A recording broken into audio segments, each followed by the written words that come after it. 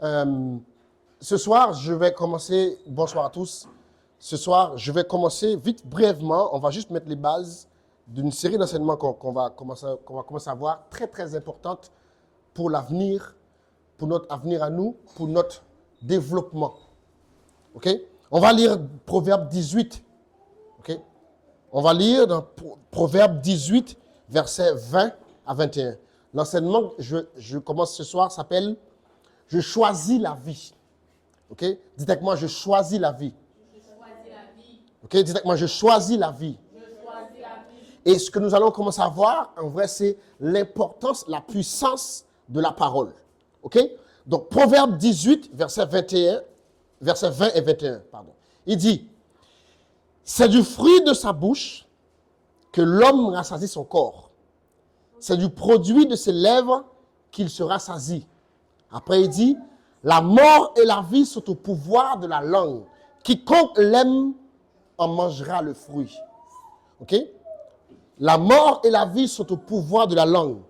Quiconque l'aime en mangera le fruit. Alors, la puissance de la parole, je choisis la vie. Regardez bien.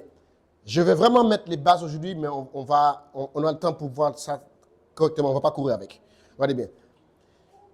Il y a plusieurs façons qu'on peut étudier la Bible. Okay? On peut étudier la Bible sous plusieurs angles différents. On peut décider d'étudier la Bible de façon chronologique. Okay? Si on étudie la Bible de façon chronologique, on ne va pas avoir la Bible comme il est écrit là, dans Genèse Apocalypse. Non. La Bible, comme c'est écrit de Genèse Apocalypse, il n'est pas chronologique. Mais on peut décider de trouver des manuels qui nous aident à étudier la Bible de façon chronologique. Nous pouvons aussi étudier la Bible dans l'ordre que c'est écrit dans la Bible, de cet ordre-là. On peut aussi décider d'étudier la Bible par thème. Ok? On cherche l'amour, on étudie. On cherche la foi, on étudie. On cherche le courage, etc. Tout ce que vous voulez, la peur, tout. On peut décider d'étudier la Bible en fonction des thèmes. On peut aussi décider d'étudier la Bible en fonction des thématiques. Et si, là c'est très important parce que si on étudie la Bible en fonction des thématiques, on va voir qu'il y a dans la Bible ce qu'on appelle la théologie, c'est l'étude de Dieu. Ok? Dans la Bible aussi, dans un autre thème, il y a la christologie, c'est l'étude de Jésus-Christ, la christologie. Et ensuite, il y a un autre thème qui s'appelle la pneumatologie, c'est l'étude du Saint-Esprit. Et ensuite, il y a ce qu'on appelle l'eschatologie, c'est l'étude des derniers temps. Et il y a un autre thème qui s'appelle l'anthropologie. L'anthropologie, c'est l'étude de l'être humain. Ok? Lorsqu'on décide, alors je répète si vous le notez, mais bien que ça, ce n'est pas le plus important. Alors, il y a la théologie, l'étude de Dieu, la christologie, qui est l'étude de Jésus-Christ, la pneumatologie, P-N-E-U-M-A-T-O-L-O-G-I-E, la pneumatologie, c'est l'étude du Saint-Esprit. Après, il y a ce qu'on appelle l'eschatologie, c'est l'étude des derniers temps, l'Apocalypse et tout ce qui va avec. Et pour finir, il y a ce qu'on appelle l'anthropologie. L'anthropologie, c'est lorsqu'on étudie l'être humain.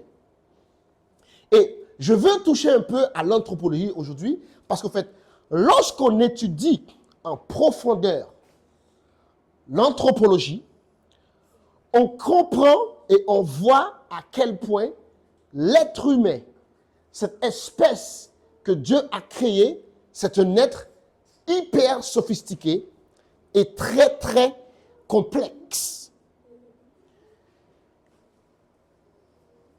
On a vu ça déjà ici, que lorsque Dieu avait dit « faisons l'homme à notre image », ce mot « image » là, c'est le mot grec « télem ». Ça veut dire « idole ». En fait, lorsque Dieu a décidé de créer l'homme, il a créé un être que lorsque la nature le voit, la nature ne pouvait pas faire la différence entre l'homme et Dieu. C'est ce que Dieu avait créé. Et l'être que Dieu a créé est tellement complexe qu'avant même que Dieu crée cet être, avant même que Dieu crée l'être humain, qu'est-ce qu'il a créé? Il a créé un moyen de rédemption. Elle veut dire que l'agneau de Dieu a été immolé avant la fondation du monde. En fait, ça veut dire que vous et moi, l'être que Dieu a créé, l'homme, c'est un être tellement complexe qu'au fait, que Dieu se dit, je ne vais pas permettre à ce que cet être se rébelle à tout jamais. Je vais créer un moyen que s'il se rébelle, il y a un moyen pour le rattraper. Parce que l'être humain, c'est quelque chose de tellement puissant. C'est parce que nous, les chrétiens, on ne sait pas à quel point l'être humain est puissant qui fait qu'on devient tellement esclave de tout un tas de choses. Mais les sociologues, les psychanalystes et tout ça qui ont étudié l'être humain, ils savent très bien à quel point l'être humain est puissant. En vrai, lorsque Dieu a créé l'homme, comprenez une chose, c'est que Dieu a créé un créateur.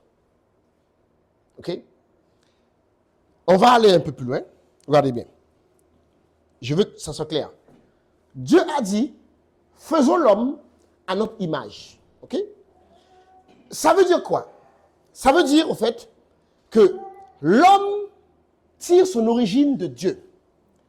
Et le fait que l'homme soit à l'image de Dieu, ça veut dire que l'homme est créé à les mêmes caractéristiques que Dieu. OK? Très important ça. L'homme a les mêmes caractéristiques que Dieu. Et au fait, les attributs qui font de Dieu Dieu, il est chez l'homme. C'est-à-dire, Dieu est amour, l'homme a en lui la capacité d'être amour. Dieu est fort, l'homme est fort. Croyez-moi que l'homme est fort. Quand je dis l'homme, là, je parle de l'homme avec un grand H, l'homme et la femme. Dieu est créatif, l'homme est créatif. Il n'y a rien, lorsque Dieu a créé l'homme, Dieu n'a pas créé l'homme à l'image du Père. Lorsque Dieu a créé l'homme, il n'a pas créé l'homme à l'image du Fils. Il n'a pas créé l'homme à l'image du Saint-Esprit. Il a créé à l'image de la Trinité. Ça veut dire, en fait, tout ce qu'il y a dans le Fils, il y a en moi. Tout ce qu'il y a chez Dieu le Père, il y a en moi. Tout ce qu'il y a chez le Saint-Esprit, il y a en moi. À l'image de Dieu. Et ensuite, il a dit quelque chose qui est très important. Regardez bien. Il y a uniquement 3 attributs que Dieu n'a pas totalement mis chez l'homme, qui fait que l'homme n'est pas Dieu. C'est l'omnipotence, la capacité d'être tout puissant. L'homme n'est pas tout puissant, mais Dieu a mis en l'homme la capacité et la délégation de pouvoir. Dieu a donné à l'homme le pouvoir. Bien que l'homme n'a pas tout pouvoir, mais Dieu a donné à l'homme du pouvoir. Il a dit, dominer sur la terre, dominer sur les poissons de la mer, dominer sur le ciel. Donc, il a donné du pouvoir, mais il n'a pas tout pouvoir. Numéro 2, Dieu est omniprésent. C'est-à-dire, Dieu peut être partout à la fois. Mais l'homme ne peut pas être partout à la fois. Mais vous savez quoi?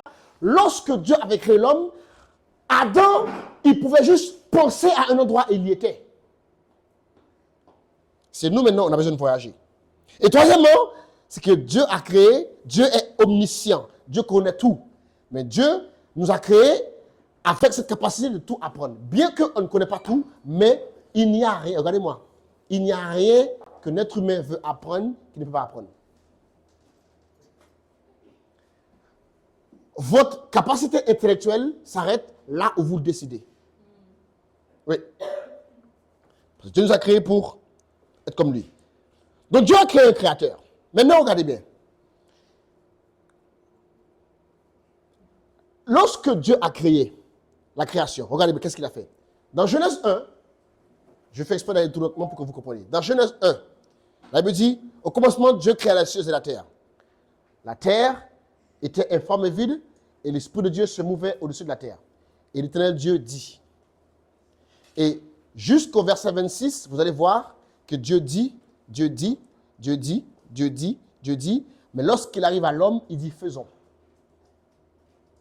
Ça veut dire que tout ce que Dieu a créé, il l'a créé avec la parole. Mais l'homme, il l'a créé en le faisant. Il a fait l'homme. Il n'a pas créé l'homme avec la parole. Il y a une raison. C'est que tout sur cette terre est soumis à la parole.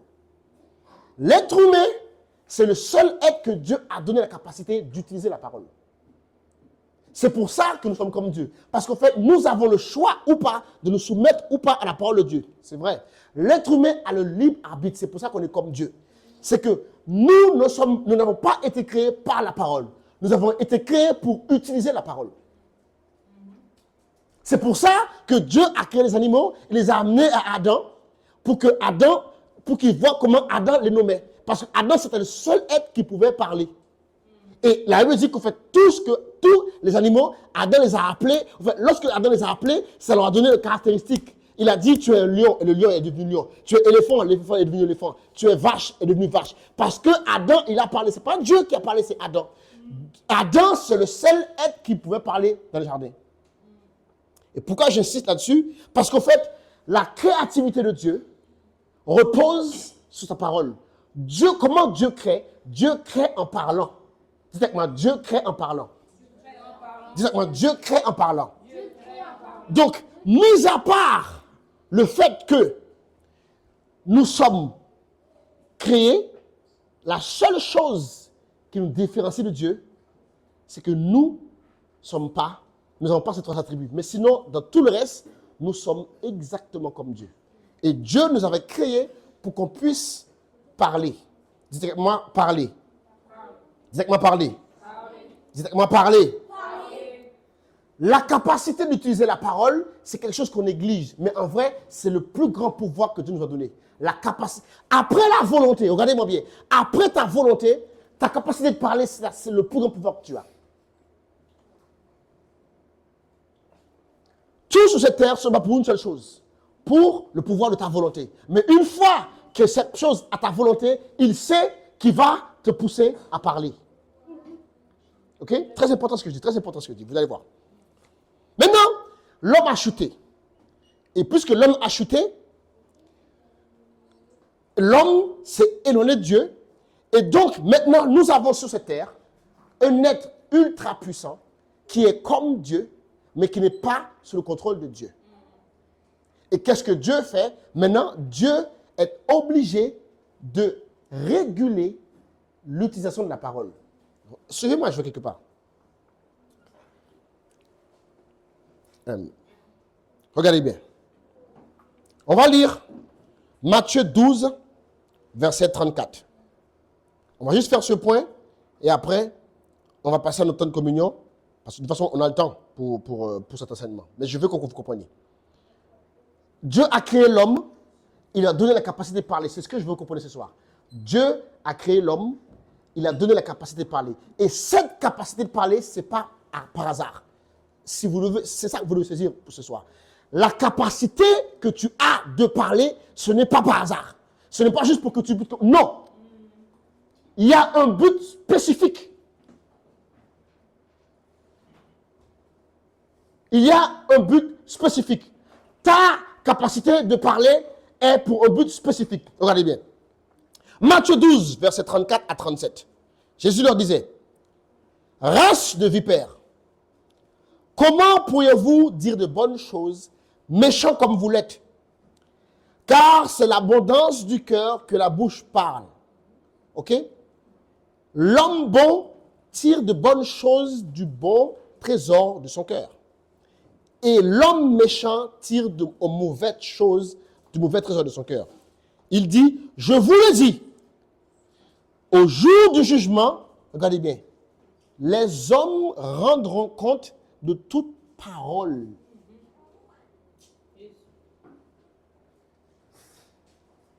Les hommes rendront... L'une des choses que tu vas aller faire devant Dieu, c'est que tu vas aller justifier à Dieu toutes les paroles vaines que tu as prononcées. Dieu va énumérer tout ce que tu as prononcé qui sont vains. Tu vas rendre des comptes à Dieu pour toute parole vaine. Pourquoi c'est aussi important? Parce qu'il dit, car par tes paroles, tu seras justifié. Et par tes paroles, tu seras condamné. Donc, ce que tu dis te justifiera. Et ce que tu dis te condamnera. Donc, Dieu met un point crucial sur l'utilisation de la parole.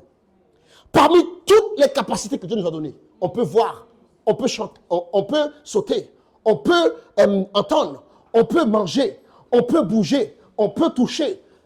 Mais l'utilisation de la parole écoutez-moi bien, il y a plus de 500 versets dans la Bible qui nous mettent en garde sur l'utilisation de la parole. 500 versets. Quand tu lis la Bible, tu vas trouver plus de 500 versets dans la Bible qui nous parlent sur l'utilisation de la parole. Il y a une raison. C'est parce que la parole de Dieu, la parole que tu dis est critique pour ta vie. On va y arriver. Mais regardez bien, je vais vous montrer un truc. On va lire quelques versets. On va lire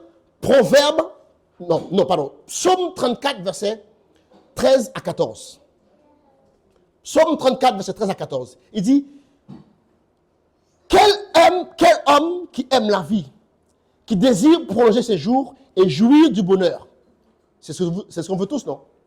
Amen ou pas amen? C'est ce qu'on veut tous. On veut jouir du bonheur. Qui ne veut pas être heureux ici? Qui veut être heureux ici? Qui veut être heureux, dit amen. Qui veut être heureux, dit amen. Qui veut le bonheur, dit amen. Qui veut le bonheur, dit amen. Mais regardez bien, il dit, préserve ta langue du mal. Et tes lèvres. Donc, si tu veux le bonheur, c'est pas chercher le travail. Non! Préserve ta langue du mal. Tu veux être heureux, tu veux voir des jours heureux, c'est pas trouver un travail, gagne des millions. Non! C'est préserve ta langue du mal. Proverbe 10, verset 19. Il dit, oh my God. C'est moi qui le dis, oh. C'est la Bible. C'est pas moi qui le dis. Proverbe 10, verset 19. Celui qui parle beaucoup ne manque pas de péché. Mais celui qui retient ses lèvres est un homme prudent. Proverbe 13, verset 3. Il dit, celui qui veille sur sa bouche garde son âme.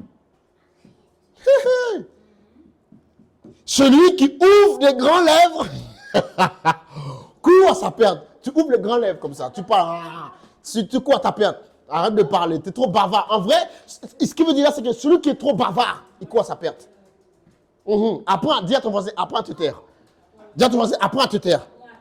Non, il faut apprendre à te taire. Il y a une chanson de Moïse qui dit, j'arrête de trop parler. Elle a raison, j'arrête de trop parler. Elle a raison quand elle dit ça. Il faut arrêter de trop parler. Hey, Moïse, il a compris, j'arrête de trop parler. Oui, c'est vrai. Non, on parle trop. Il dit, celui qui ouvre les grands lèvres, il court à sa perte. Proverbe 21, verset 23. Il dit, celui qui veille sur sa bouche et sur sa langue préserve son âme des angoisses. Ecclésiaste 5, verset 6. Il dit, car il y a de la vanité dans les multitudes de songes. Celui qui fait, vous qui aimez faire beaucoup de rêves là, il y a de la vanité dedans. C'est pas tous les rêves qu'il faut interpréter, ok? Mais il dit, regardez bien, il dit, mais il y en a aussi dans beaucoup de paroles. Quand tu parles beaucoup, il y a ces vanités. Arrête de trop parler. On va mettre cette chanson de la voiture tout à l'heure. 1 Pierre 3, verset 10. Et Pierre répète ce que le psalmiste a dit. Il a dit, si quelqu'un en effet veut aimer la vie et voir des jours heureux, qu'il préserve sa langue du mal et des paroles trompeuses. La langue est une arme très puissante. La langue est une arme très puissante. La langue, ta langue, celle que tu as dans ta bouche là, qui te permet de parler, c'est une arme très puissante. Vous avez remarqué? Remarquez bien. Regardez ça. Hein? Regardez-moi. Vous savez, un bébé n'apprend pas à parler tant qu'il n'a pas marché, tant qu'il n'a pas appris à manger, vous savez pourquoi? Parce que s'il m'a dit, oh, je n'arrive pas à marcher, il ne va jamais marcher. S'il dit, oh, je n'arrive pas à marcher, il ne marchera jamais. Donc, Dieu l'a fermé la bouche, tu ne parleras pas, marche avant.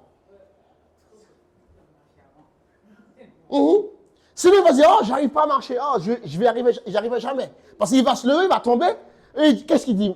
Qu'est-ce qu'il disait là? Oh, ou bien il pleurait, il se gueulait la tête. Ne me disait pas, j'y arrive jamais, nous, on avait dit, oh, j'y arriverai pas.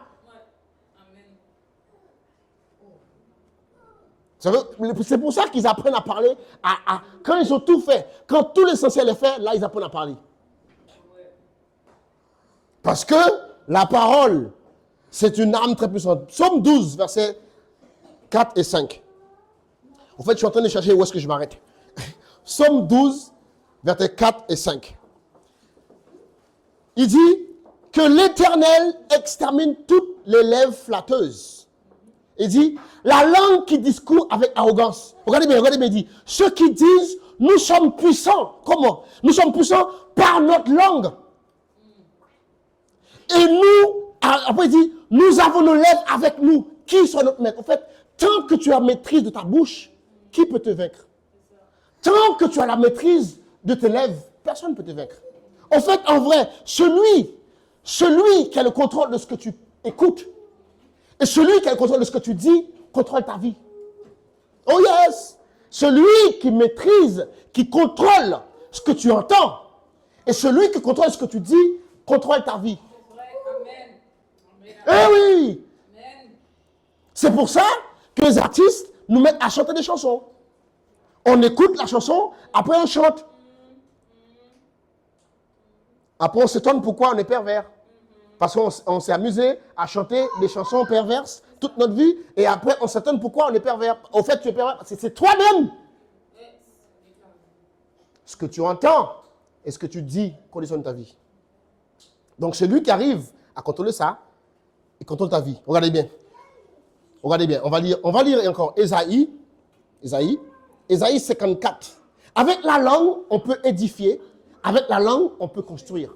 Avec nos paroles, tu peux élever quelqu'un. Avec tes paroles, tu peux détruire quelqu'un. Comprenez ça. Regardez bien. Regardez bien. Psaume d'abord. Psaume 12, verset 18, il dit, tel qui parle légèrement blesse comme un glaive, mais la langue du sage apporte la guérison. Donc, il y a des gens qui peuvent parler, ils te blessent avec leurs paroles. Mais il y a des gens, ils parlent, ils te consolent. Et regardez bien. Ésaïe 50, verset 4, il dit, le Seigneur l'Éternel m'a donné une langue exercée. Pourquoi faire? Pour que je sache soutenir par la parole celui qui est abattu. C'est toujours par la parole. Par la parole. Par la parole. Regardez bien. Job, il avait dit quelque chose qui est très intéressant dans Job 5. Il avait dit, en fait, Dieu te préservera du mal. Il a dit, de 6 malheurs, Dieu me délivrera. De 7, le mal ne m'atteindra pas. Après, il a commencé à citer ces 7 malheurs qui ne vont pas nous atteindre. Et dans l'un de ces malheurs, croyez-moi, il a cité la langue. Il a dit, 6 fois, il te délivrera. Job 5, verset 19 à 21. De l'angoisse. Et 7 fois, le mal ne t'atteindra pas. Après, il dit, il te sauvera de la mort pendant la famine. Il te sauvera des coups du glaive pendant la guerre. Après, il dit, il te sauvera, tu seras à l'abri du fléau de la langue. C'est-à-dire que Dieu, quand il veut te protéger, il te protège de ce que les gens disent de toi. Quand Dieu veut te protéger aussi, il te protège de tout le mal que les gens disent de toi. Parce que ce que les gens disent de toi, ça peut t'atteindre. Donc, quand Dieu te protège, il te protège même de ce qu'on dit de toi. Donc, ce que je veux dire ce soir, et c'est que là, je vais m'arrêter, c'est que nous devons apprendre à faire très attention à ce qu'on dit. Regardez bien. Jacques, on va finir avec ça. Jacques 3, versets 1 à 12. Jacques dit que l'homme parfait, c'est l'homme qui maîtrise sa bouche. C'est celui qui ne bronche pas en parole, c'est un homme parfait. Regardez bien. Jacques 3, à partir du verset 1. Mes frères, qu'il n'y ait point parmi vous un grand nombre de personnes qui se mettent à enseigner. Même quand tu enseignes, fais attention. Car vous savez que nous serons jugés plus sévèrement. Après, il dit, nous branchons tous de plusieurs manières. Il dit, si quelqu'un ne branche point en parole, c'est un homme parfait, capable de tenir tout son corps en bride.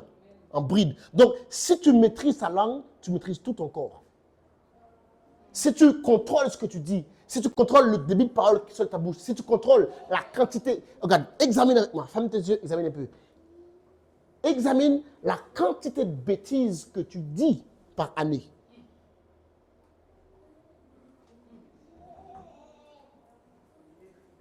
Examine, non, juste fais un examen. Imagine combien de fois dans une année tu as dit, j'y arriverai pas. Juste cette phase-là. Imagine, dans une année, combien de fois tu as dit, cette phrase-là, qui est très commune chez notre génération, ah, c'est mort. Imagine, dans une année, combien de fois tu as dit ça? c'est dead. C'est mort. C'est cuit. C'est chaud.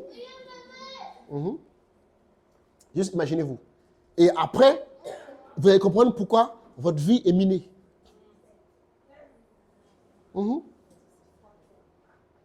J'y arrive pas. Combien de fois tu as dit ça? Combien de fois tu as dit ça? Une personne qui a 8 ans, là, au moins, dit, je ne sais pas combien de fois. J'y arrive pas. Je ne peux pas. Je ne pourrais pas. Combien de fois? Regardez-moi. Pourquoi vous regardez ailleurs? Regardez-moi. Je ne pourrais pas. Je n'y arrive pas. C'est difficile. C'est pas possible, ça. Non, c'est pas possible. Combien de fois vous dites ça? Dans une année. Et maintenant, pensez à votre âge et multipliez ça. Moi, j'ai quel âge? Moi, j'ai 37 ans. Imagine le nombre de fois que j'ai dit ça pendant 37 ans. Hey!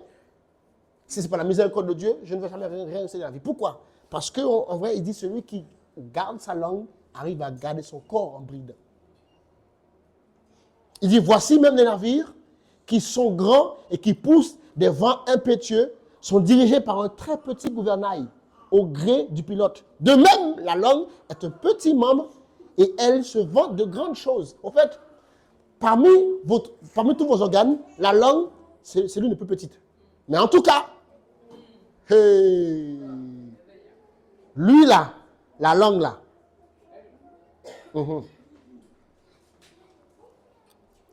Donc, si vous voulez aimer la vie, on va voir la suite. La semaine prochaine, on va voir comment fonctionne la parole. Mais si vous voulez aimer la vie, je voulais attirer votre attention sur ça. Dieu nous a créés comme lui. Et Dieu nous a créés avec la capacité de parler, c'est pour une raison. Parce que Dieu s'attend à ce que tu crées. Et tout ce que tu vas créer va commencer par la parole. Tout ce que tu vas créer dans ta vie. Un jour, tu te dis, je vais faire telle étude, tu l'as fait. Un jour, tu te dis, je vais aller dans telle école, tu l'as fait. Un jour, tu te dis, je vais faire telle ou telle chose, tu l'as fait. Ta vie sera toujours dirigée par ta bouche. Amen. Ta vie sera toujours dirigée par ta bouche. On s'arrête là pour aujourd'hui. On va la suite la semaine prochaine. Que Dieu vous bénisse.